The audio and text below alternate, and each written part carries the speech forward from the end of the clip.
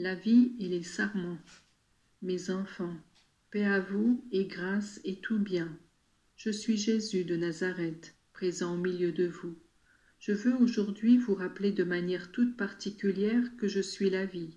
Je suis la vie de vos âmes. C'est pourquoi seul celui qui vit en moi et avec moi peut produire des fruits de bien pour soi et pour les autres. Seul celui qui vit de ma vie peut gagner des mérites pour la vie éternelle. C'est donc une chose d'une importance capitale que de vivre de la vie divine que je donne à chaque homme, et cela doit être la plus grande préoccupation de la vie sur terre, parce que celui qui ne vit pas selon l'esprit, qui ne vit pas dans l'âme, gaspille son temps, et se trouvera au dernier jour privé de ces vertus auxquelles est réservée une récompense éternelle. La vie de l'âme découle de la grâce. De qui vient ce don admirable qui transforme la vie terrestre au point de la rendre chère à Dieu? La très sainte Trinité avait enrichi l'âme humaine de ce don admirable qui aurait dû donner le bonheur aux hommes. Une fois la grâce perdue par le péché originel, et avec elle tous ces dons qui lui sont liés, c'est seulement avec mon sacrifice d'homme-Dieu que fut redonné à l'âme un trésor aussi précieux. Le baptême, mes enfants, ne sera jamais mis en valeur comme il le mérite, ni revécu suffisamment dans la renonciation à Satan et au monde et dans la pratique de la foi, de l'espérance et de la charité. Mais moi, qui connaissais la faiblesse humaine, je savais que l'homme allait difficilement conserver le don du ciel et qu'il allait éloigner de son âme, par le péché, ce Dieu qui voulait établir dans son cœur sa demeure. Et voilà que mon cœur brûlant d'amour est sorti cette merveilleuse invention que sont les sacrements, dont certains sont destinés à redonner la vie, d'autres à l'augmenter. Et comment vous parler du sacrement de l'amour, la divine Eucharistie? J'avais dit à mes enfants, je suis la vigne, et vous les sarments. Et de même qu'un sarment ne peut pas vivre si la même sève qui parcourt le tronc ne passe pas aussi en lui.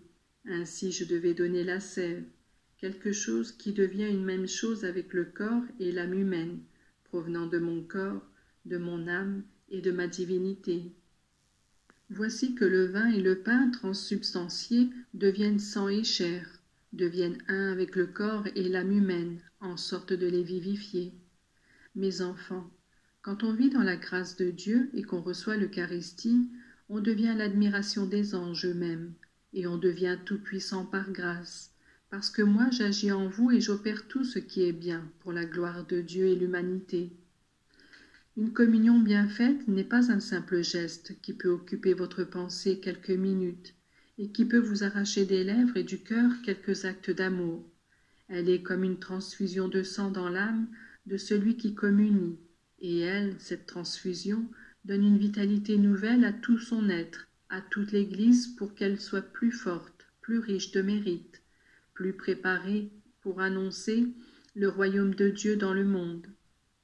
Une communion faite avec amour, dans la grâce de Dieu, c'est-à-dire en état de grâce, a le pouvoir de réveiller dans tous les cœurs la foi et l'amour de Dieu, parce que ce Jésus que vous recevez n'a pas de limite de temps ou d'espace, étant Dieu, et il peut communiquer avec toute l'humanité.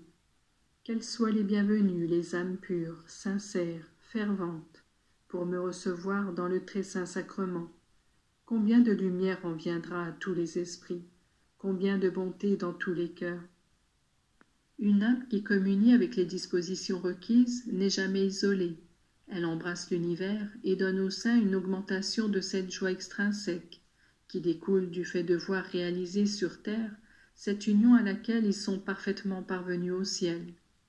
Celui qui aime et qui répare par de saintes communions les offenses que je reçois dans le très saint sacrement apporte du soulagement aux âmes qui dans le purgatoire expient peut-être la froideur ou le peu d'attention ou la négligence pour me recevoir quand ils étaient en vie. Leur consolation devient un rafraîchissement parce qu'ils voient d'autres faire ce qu'ils n'ont pas fait. Une communion bien faite peut être le début d'une vie sainte. Celui qui me reçoit avec foi et avec amour, de pécheur peut se mettre en route pour une vie de sainteté et d'apostolat, qui peut même augmenter la sainteté de toute l'Église, qui de cette rencontre de l'âme avec son Dieu peut tirer cette force qui entraîne les autres au bien. Mes enfants, chacun de vous doit me faire ce don. Il doit me faire me réjouir de ce que j'ai reçu l'hospitalité dans son cœur riche de désirs de bien et de confiance. Que celui qui communie souvent ne fasse pas de la communion une habitude, mais que chaque jour il se prépare comme la mariée se prépare et s'embellit pour aller à la rencontre de son époux. Je ne manquerai pas d'apporter mes bijoux et mes trésors à ces âmes qui se revêtent chaque jour de vertu comme d'un vêtement nouveau et qui me reçoivent joyeusement. Quand vous m'aurez manifesté votre foi et la douleur pour vos petits manquements journaliers, et quand, devant le confesseur, vous aurez détesté vos fautes, venez à moi, avec enthousiasme et avec sollicitude. Donnez à la communion la place qu'elle mérite. Je suis le soleil qui illumine votre vie. Ouvrez les fenêtres de votre cœur, pour qu'il soit inondé de lumière et de chaleur, et que vous puissiez produire des fruits de sainteté.